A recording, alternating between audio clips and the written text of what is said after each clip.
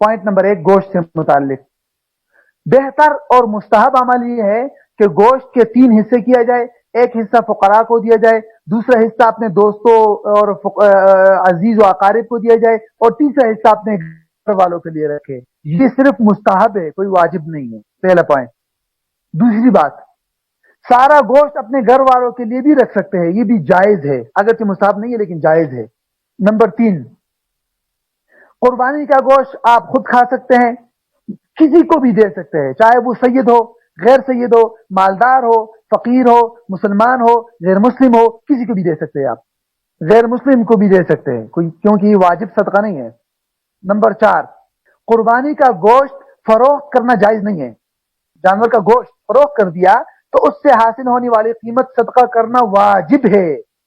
دیکھیے آپ, قربانی کا گوشت صدقہ کرنا واجب نہیں ہے, لیکن اگر آپ نے اس کو فروخت کر دیا تو اس سے جو قیمت حاصل ہوئی ہے وہ قیمت فروخت کرنا, وہ قیمت صدقہ کرنا واجب ہے, اس کو اپنے استعمال میں لانا جائز نہیں. نمبر 5, قربانی کا گوشت یا کھال کچھ بھی ہو وہ قصائی کو اجرت میں دینا جائز نہیں ہے کہ بھئی تم نے ہمارا جانور ذبح کیا بطور اجرت یہ لے لو گوشت, یہ جائز نہیں ہے. نمبر 6, پوائنٹ نمبر 6, اگر جانور مشترک ہے, 7 شرکاء ہے, 6 ہے, 5 ہے, جتنے بھی جو شریک ہوتے ہیں نا, مشترک جانور, اس کے الگ مسائل بھی آئیں گے لیکن اس کے لیے ابھی بھی یہ پوائنٹ ذہن رکھیے. تو پھر گوشت تقسیم کریں گے تو تقسیم کے لیے ضروری ہے کہ باقاعدہ وزن کر کے گوشت تقسیم کرنا ضروری ہے. اندازے سے صرف 7 حصے کر کے تقسیم کرنا درست نہیں ہے. ہاں البتہ اگر آپ اندازے سے گوشت تقسیم کرنا چاہتے ہیں 7 حصے, آپ کے پاس جو ہے وزن کے لیے ترازو نہیں ہے, اور آپ اندازے سے تقسیم کرنا چاہتے ہیں تو اس کا ایک طریقہ ہے, وہ یہ کہ آپ سب سے پہلے گوشت کے اندازے سے 7 حصے کر لے, تمام شرکاء جس پر راضی ہو. پھر ہر حصے کے اندر آپ گوشت کے علاوہ چیزیں ڈالیں. وہ علاوہ چیزیں کون سی ہے؟ مغز ڈال لے کسی حصے میں, کچھ نہ کچھ 2-3 حصوں میں, سیری پائے ڈال لے, سمجھا, زبان ڈال دے جس کو گوشت نہیں کہتے, ٹھیک ہے, چربی تو گوشت میں آتی ہے, لیکن مغز, سیری پائے, کھیری اور جو زبان, یہ جو چیزیں ہوتی ہے نا یہ گوشت میں نہیں آتی, تو یہ حصے ڈال دے.